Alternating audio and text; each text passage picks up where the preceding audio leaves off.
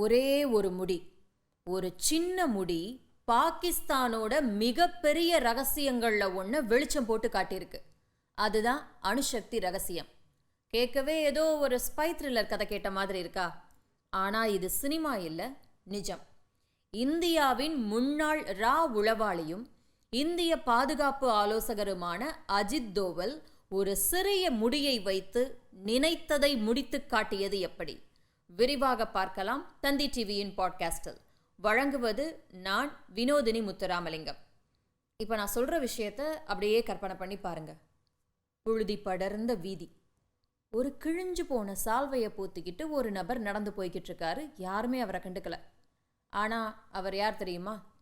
இந்தியாவுடைய James bond அப்படின்னு புகழப்படக்கூடிய அஜித் தோவல். இப்போ அஜித் தோவலை தெரியாதவங்க யாருமே இல்லை அப்படின்னு சொல்லலாம்.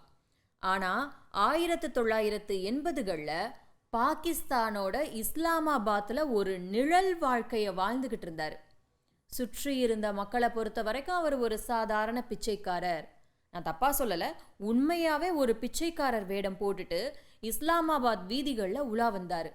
ஒவ்வொருத்தர்கிட்டையும் கையை நீட்டி யாசகம் கேட்டுக்கிட்டு இருந்தார். சந்து சந்தா அலைஞ்சு தெரிஞ்சுக்கிட்டு இருந்தார். இப்போ நம்ம அன்றாட வாழ்க்கையில் மனநலம் பாதிக்கப்பட்டு யாசகம் கேட்டுக்கிட்டே போகிறவங்கள சாலைகளில் கடந்து போவோம்.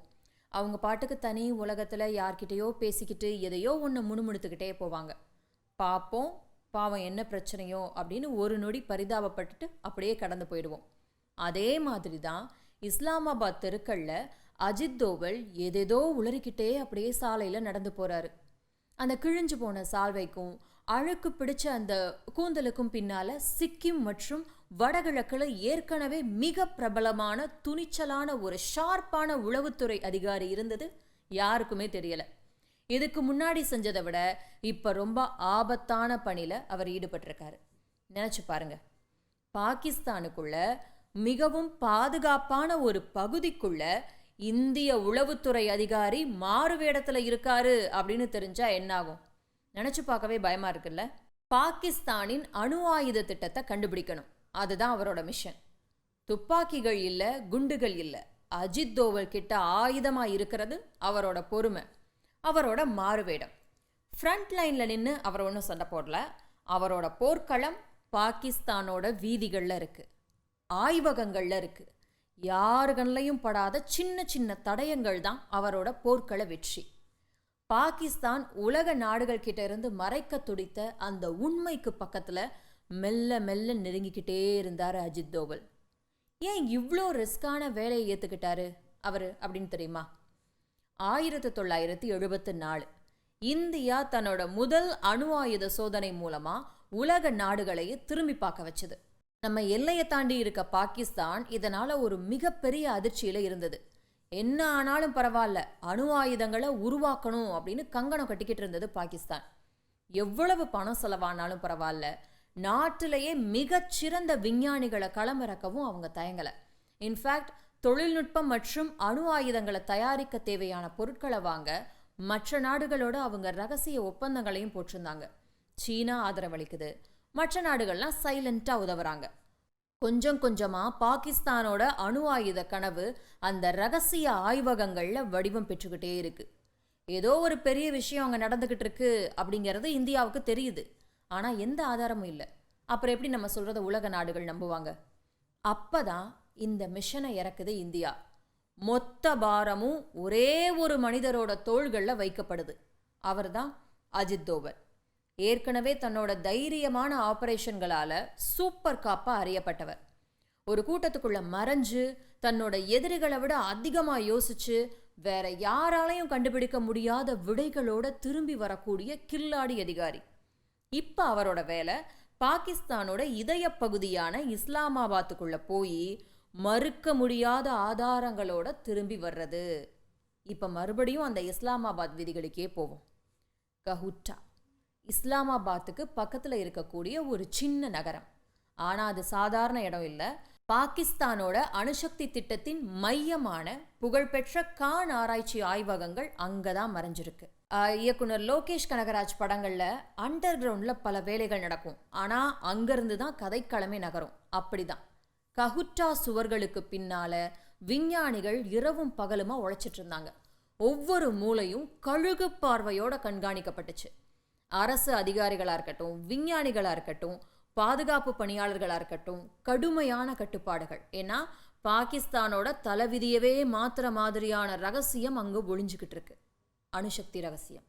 இது எல்லாத்துக்கும் நடுவுல எல்லார் கண்கள்லையும் பட்டும் யாராலையும் கவனிக்கப்படாத நம்ம அஜித் தோவல் பிச்சைக்காரர் வேடத்துல உலா வந்துகிட்டு இருக்காரு. பார்க்குறவங்களுக்கு அவர் இன்னொரு பிச்சைக்காரர், அவ்வளோதான். ஆனால் அவரோட கண்கள் ரொம்ப கூர்மையா எல்லாத்தையும் வாட்ச் பண்ணிக்கிட்டு இருக்கு. ஒரு நாள் 2 நாள் இல்லை, பல மாதங்கள். யார் யார் உள்ளே போகிறாங்க, யார் யார் வெளியே வர்றாங்க, எந்த நேரத்தில் போகிறாங்க, அவங்க என்ன எடுத்துட்டு போகிறாங்க, இவ்வளோ பெரிய விஷயங்கள். ஏன் ஒரு காவலராக இருந்தால் கூட அவர் கையில் என்ன சைகை காமிக்கிறாரு, ஒரு விஞ்ஞானியோட மதிய உணவு இடைவேளை எப்போ, என்ன சாப்பிட்றாங்க, ஒரு டிரைவர் இருக்காருன்னா அவர் என்ன வழியில் போகிறாரு, என்ன பாதையை தேர்ந்தெடுத்து போகிறாரு, எல்லாத்தையும் ஞாபகம் வச்சுக்கிட்டே வர்றாரு. யாருக்கும் தெரியாமல் பாகிஸ்தானோட அந்த ஆபத்தான ரகசியத்தை மேப் மாதிரி மனசுக்குள்ளே வரைஞ்சிக்கிட்டே வர்றாரு. உண்மையை தெரிஞ்சுக்கிற நேரம் வந்துருச்சு. அந்த உண்மை கஹுட்டால இருக்கக்கூடிய பெரிய ஆய்வகங்கள் எல்லாம் இல்லை, அங்கெல்லாம் போய் அவர் கண்டுபிடிக்கல. ஒரு சாதாரண சலூன் கடையில் அந்த உண்மையானது ஒளிஞ்சிருந்தது. கேட்க ஆச்சரியமா இருக்குல்ல? ஏன்னு கேளுங்க. அந்த சலூனில் கான் ஆராய்ச்சி ஆய்வகங்களை சேர்ந்த விஞ்ஞானிகள் அடிக்கடி ஒரு குயிக் ஹேர் கட் பண்ணுறதுக்காக வந்து போவாங்க. மற்றவங்களுக்கெல்லாம் அந்த சலூனோட தரையை பார்த்தா என்ன முடியா ஒரே குப்பையாக கிடக்கு அப்படின்னு தான் தோணும். ஆனால் அஜித் தோவலோட கண்கள் அதை வேற மாதிரி பார்க்குது. அந்த முடிகள் தான் அவருடைய கோல்டன் க்ளூஸ். மற்றவங்க அந்த முடி மேலெல்லாம் ஏறி மிதிச்சுட்டு அவங்க பாட்டுக்கு போய்கிட்டு இருக்காங்க. ஆனால் அஜித் தோவல் ஒரு பிச்சைக்காரர் வேடத்தில் அந்த முடிகளெல்லாம் ஒவ்வொன்றா சேகரிக்கிறாரு. இதை யாரும் கவனிக்கலை, கவனிச்சாலும் பெருசாக எடுத்துக்கல, சந்தேகப்படவும் இல்லை. அந்த சின்ன சின்ன முடிகள் ரொம்ப ரகசியமாக இந்தியாவுக்கு திருப்பி கொண்டு வரப்படுது. இங்கே விஞ்ஞானிகள் அந்த முடிகளை ஆய்வகங்களில் சோதனை செய்கிறாங்க. முடிவுகள் அதிர்ச்சி அளிக்கும் விதமாக இருந்துச்சு. ஏன்னு கேளுங்களேன். அந்த முடிகளில் யுரேனியத்தோட தடயங்கள் தென்படுது. அந்த சின்ன முடிதான் கஹுட்டால அந்த நபர்கள் அணுசக்தி பொருட்களை கையாளுறாங்க அப்படிங்கிறதுக்கு மிகப்பெரிய ஆதாரம். கடைசியா இந்தியாவுக்கு தேவையான ஆதாரமும் கிடைச்சிருச்சு, உறுதியான ஆதாரம். யாராலையும் மறுக்க முடியாது. பாகிஸ்தான் உண்மையாவே அணு ஆயுதங்களை தயாரிக்குது அப்படின்றது நிரூபணமாகிடுச்சு. கிட்டத்தட்ட 6 வருடங்கள் உயிரை கையில பிடிச்சுக்கிட்டு நாட்களை கடத்திக்கிட்டு இருந்தாரு அஜித் தோவல். பரமபதம் மாதிரி தான். அஜித் தோவலுக்கு ஒவ்வொரு நாளும் அங்கே பாகிஸ்தானில் நாளை கடத்துறது அப்படிங்கிறது. எங்கேயாச்சும் ஒரு இடத்துல அவர் யாரு அப்படின்னு தெரிஞ்சிருந்தா கூட இவரோட உயிருக்கு மட்டும் இல்லை, இந்தியாவோட பாதுகாப்புக்கும் அது மிகப்பெரிய அச்சுறுத்தலாக மாறியிருக்கும். ரொம்ப சாதாரணமான சாப்பாடு, கிடைச்ச இடத்துல தூக்கம், தூக்கத்தில் கூட அலர்ட்டாக இருக்கணும். ஒரு சின்ன பார்வை, ஒரு சின்ன வார்த்தை கூட அவர் யாரு அப்படின்னு மற்றவங்களுக்கு காட்டி கொடுத்துரும். இது பாகிஸ்தானோட அணுசக்தி ரகசிய திட்டங்களை வெளிச்சத்துக்கு கொண்டு வர்றது அப்படிங்கிறது ஒரு பக்கம் இருந்தாலும் அவங்கள தாமதப்படுத்த வச்சது, அந்த திட்டத்தை செயல்படுத்த தாமதப்படுத்த வச்சது. அஜித்தோட ஆபரேஷனால இந்தியாவோட கை ஓங்கி இருந்துச்சு. பாகிஸ்தானோட அணு ஆயுத சோதனையை கிட்டத்தட்ட 15 வருடங்கள் தாமதப்படுத்தியிருக்கு. சில நேரங்களில் வெறும் துப்பாக்கிகள், வெடிகுண்டுகளை விட ஒரு சின்ன முடி கூட வரலாற்றை மாற்றும் அப்படிங்கிறதுக்கு இது ஒரு மிகப்பெரிய உதாரணம்.